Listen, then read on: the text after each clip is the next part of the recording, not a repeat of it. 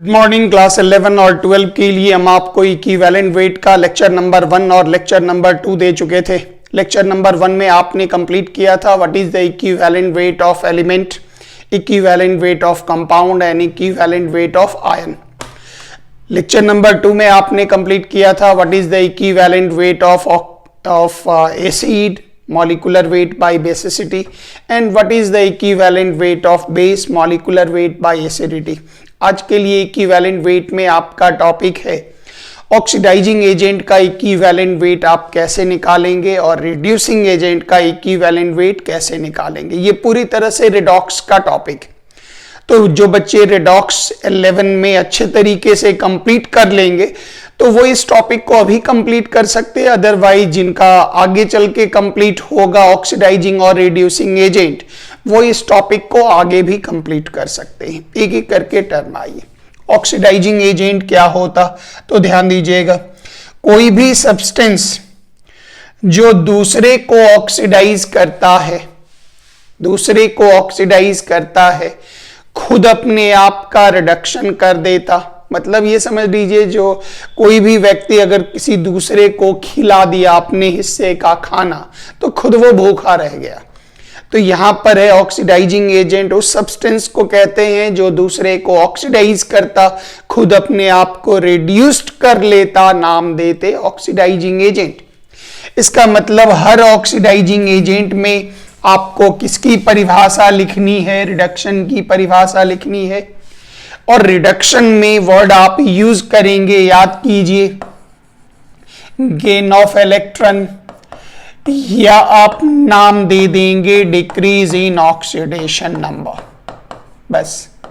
और यहां से आप अपना डेफिनेशन उठा सकते, equivalent weight of oxidising agent is equal to molecular weight of oxidising agent by gain of electron per molecule या decrease in oxidation number per molecule. मतलब पर मॉलिक्यूल कहने का मतलब वन मॉलिक्यूल, मतलब कोफिशिएंट जो होनी चाहिए, गुणक 1 होनी चाहिए। और आपको ये चेक करना है जो कितने का गेन हुआ या कितने ऑक्सीडेशन नंबर का डिक्रीज हुआ। आइए एक एक करके चेक करके बताते हैं। अब यहां से दिया गया, बताइए equivalent weight of oxidising agent क्या होगा। Is equal to formula weight कहने का मतलब वो आपको आयन के रूप में हो, आयनिक वेट हो गया, या अगर कंपाउंड के रूप में हो तो मॉलिक्यूलर वेट हो गया। जो फॉर्मूला दिया गया उस फॉर्मूला का वेट ले लें। और ये देख लीजिए जो पर मॉलिक्यूल इसमें टोटल कितने का डिक्रीज हो रहा ये चेक कर लीजिए। हम एग्जांपल से आपको देते हैं तब ये पॉइंट ज्यादा क्लियर होगा। एग्जांपल आप वेट करें। जो बच्चे रिडॉक्स जानते हैं या जिन लोगों ने रिडॉक्स का अध्ययन कर लिया तो वो यहां से 3 बातें याद रखेंगे, गौर करिएगा। आपसे ये रेगुलर मांगा जा सकता, जो KMnO4 का आप बताएं एसिडिक मीडियम में इक्विवेलेंट वेट क्या होगा। या फिर आपसे मांगा जाएगा, बताइए न्यूट्रल मीडियम में इक्विवेलेंट वेट क्या होगा। या मांगा जाएगा अल्कलीन मीडियम में आप बताएं इक्विवेलेंट वेट क्या होगा, बताएं। तो यहां आपको एक डाटा याद रखना पड़ेगा। KMnO4 को अगर आयनिक फॉर्म में बदलें तो याद कीजिए K पर चार्ज प्लस, MnO4 पर कौन सा चार्ज माइनस, MnO4 पर कौन सा चार्ज माइनस। तो ये जो हम काम किए हैं ये काम बैलेंसिंग ऑफ रिएक्शन के द्वारा आपको दिखाई पड़ जाएगा। Balancing of reaction ion electron विधि के बैलेंसिंग में ये काम किया हुआ है। जो बैलेंस ऑफ हाइड्रोजन ऑक्सीजन के द्वारा ये काम किया हुआ टॉपिक है। इसको थोड़ा शॉर्टकट कर दें ताकि आपको परेशानी कम हो। तो इसका एक शॉर्टकट मेथड भी है, जरा ध्यान दीजिए, बड़ा छोटा मेथड। तो KMnO4 का आयनिक फॉर्म हो गया MnO4 माइनस। याद रखिएगा पर मैग्नेट का एसिडिक मीडियम में ऑक्सीडेशन नंबर बदलकर हो जाता Mn2+। ये पॉइंट याद रखना है इस जगह पर। वो जनरली क्या होता है, ये रिएक्शन सर लोग दे देते लेकिन 12 में नहीं देते, 11 में बच्चों को दे देते। तो MnO4 माइनस में Mn का ऑक्सीडेशन नंबर ज्ञात करना है, तो याद कीजिए जिसका निकालेंगे X4 oxygen -8 is equal to -1, X is equal to +7। तो यहां Mn के ऊपर क्या चार्ज बन रहा, +7। किसी सिंगल एलिमेंट के ऊपर जो चार्ज बन रहा वही उसका ऑक्सीडेशन स्टेट होगा। तो याद कीजिए 7 का परिवर्तन कितने में हो गया, 2 में। कितने का डिक्रीज हो गया, 5 का। इसलिए equivalent weight is equal to molecular weight by 5। तो मॉलिक्यूलर वेट आप पूरा KMnO4 का ले लें क्योंकि इसी का मांगा जा रहा, और उसको आप कितने से डिवाइड करेंगे, 5 से डिवाइड करेंगे। कैसे निकला, फिर एक और नए उदाहरण से दोबारा सीखें। इसमें कहा गया बताइए न्यूट्रल मीडियम में आप ये बताएं कि MnO4 का इक्विवेलेंट वेट कितना होगा। तो पूरा ही कंपाउंड ही ले लेते, टेंशन मत करिए। ये हो गया KMnO4। इसमें याद रखनी होगी न्यूट्रल मीडियम में इसका परिवर्तन MnO2 में होता। जब आप रिएक्शन और बैलेंसिंग दोनों सीखेंगे तो ये पूरा कंप्लीट पार्ट आपका क्लियर होगा, तब आपका ये पूरा बनेगा। यहां हम रिडॉक्स की मदद से ये चीज याद रखनी होगी। 11 के बच्चों को दे दिया जाता, 12 के बच्चों को ये याद रखना पड़ता है। अब गौर करिए, Mn का निकालना है तो -8 + 1 इज इक्वल टू +7। याद कीजिए ऑक्सीजन का -2 × 2 -4, तो Mn का कितना, +4। x मान के भी निकाल लीजिए।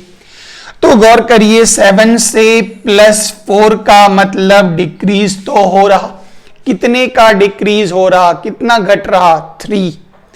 7 से 4 मतलब 3 डिक्रीज हो रहा। इसलिए equivalent weight of KMnO4 in neutral medium is equal to molecular weight by 3। तो बहुत जगह ऑब्जेक्टिव में m/3 m/5 करके सब लोग आपको कंफ्यूज करेंगे, अलर्ट रहिएगा, वेरी वेरी इंपॉर्टेंट।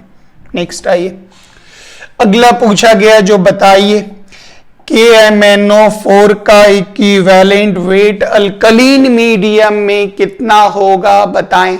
तो आप याद क्या रखेंगे, KMnO4 का जब भी हम अल्कली मीडियम डालेंगे तो इसका परिवर्तन हो जाता K2MnO4 में।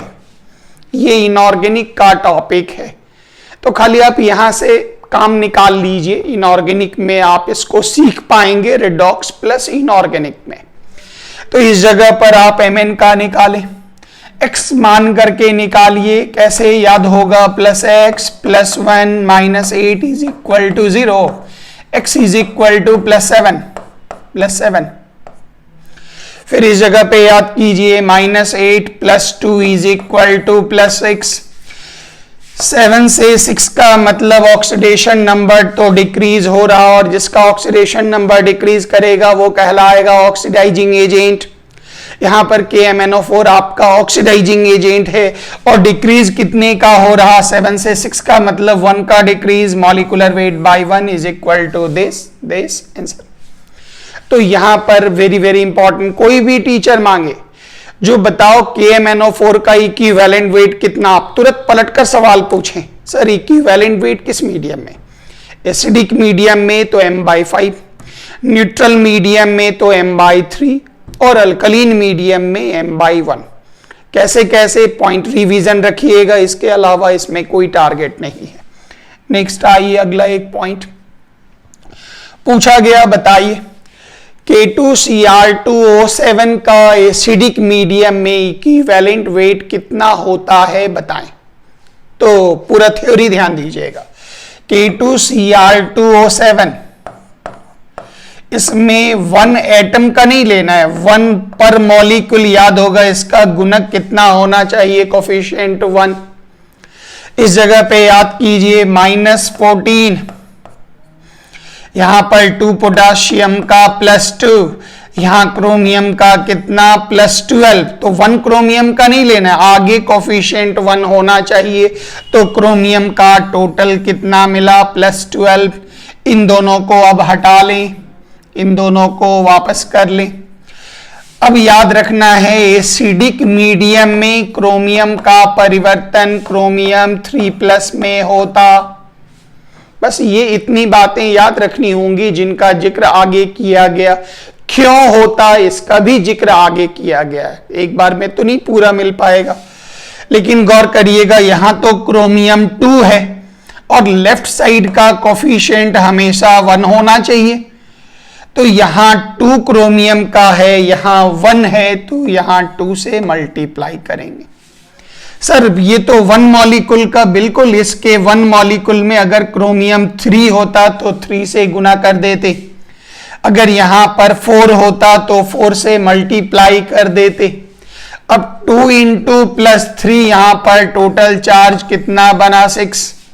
यहां पर पहले से कितना था, 12, 12 से 6 का मतलब कितने का डिक्रीज, 6 का डिक्रीज, इसलिए equivalent weight is equal to molecular weight by 6, molecular weight by 6 निकाल लीजिएगा। अब यहां पे एक इंपॉर्टेंट पॉइंट ध्यान दीजिएगा, कोई भी पूछा K2Cr2O7 का आप ये बताएं इक्विवेलेंट वेट अल्कली मीडियम में कितना होगा और न्यूट्रल मीडियम में नहीं निकाला जा सकता। क्यों नहीं निकाला जा सकता, क्योंकि इसके ऑक्सीडेशन नंबर में कोई चेंज नहीं होगा।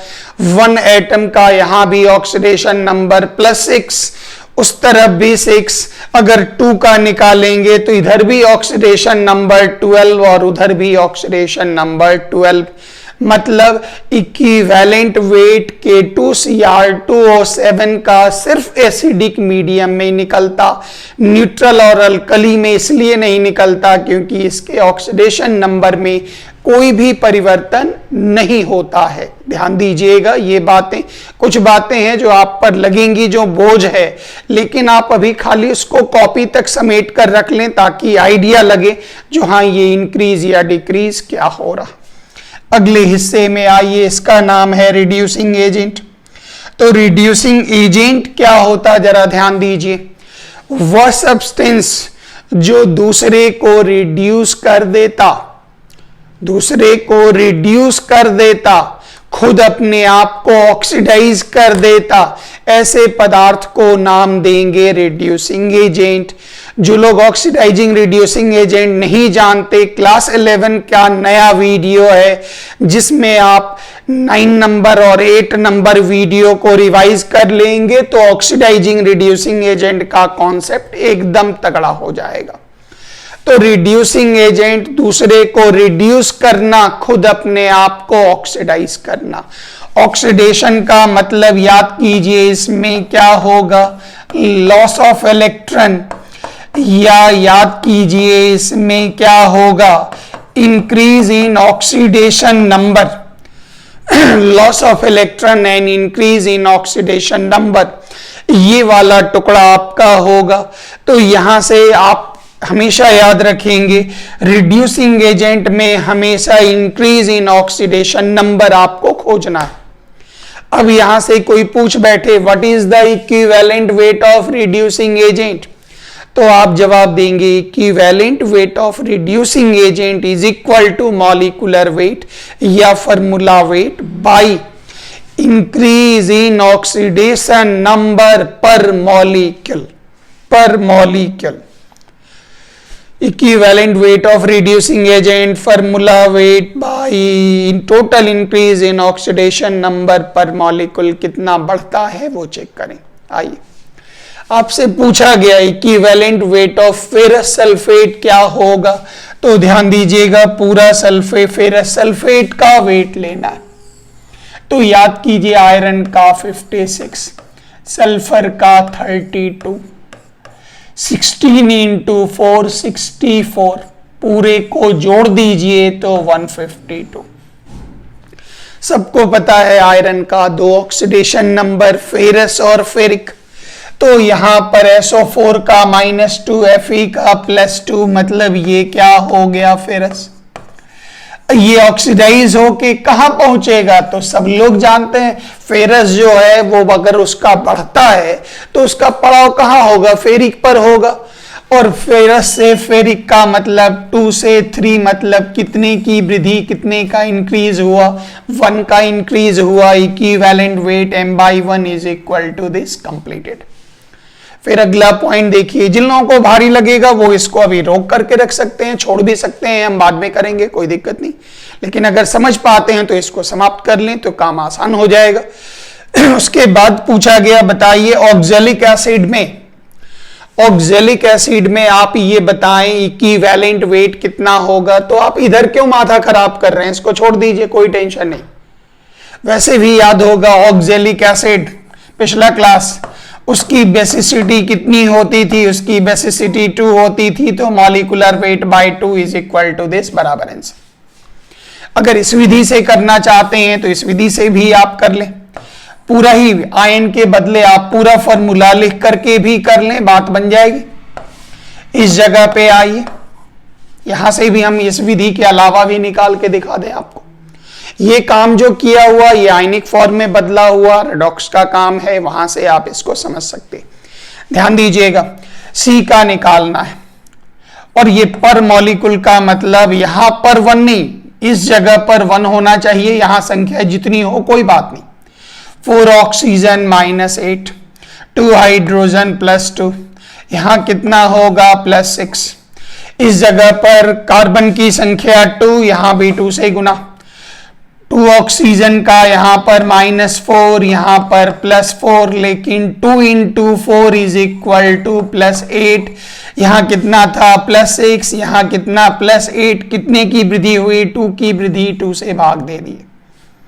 अब कोई बच्चे सर नहीं समझ में आ रहा तो ऑक्जेलिक एसिड उठा लीजिए ना, वहां बेसिसिटी 2 होता है, 2 से भाग दे दीजिए, बराबर आंसर। तो ये निकला आपका इक्विवेलेंट वेट का अंतिम पार्ट, जो ऑक्सीडाइजिंग एजेंट और रिड्यूसिंग एजेंट का इक्विवेलेंट वेट आप कैसे निकालेंगे, ये टॉपिक आपका कंप्लीट हुआ। थैंक यू वेरी मच, जय हिंद।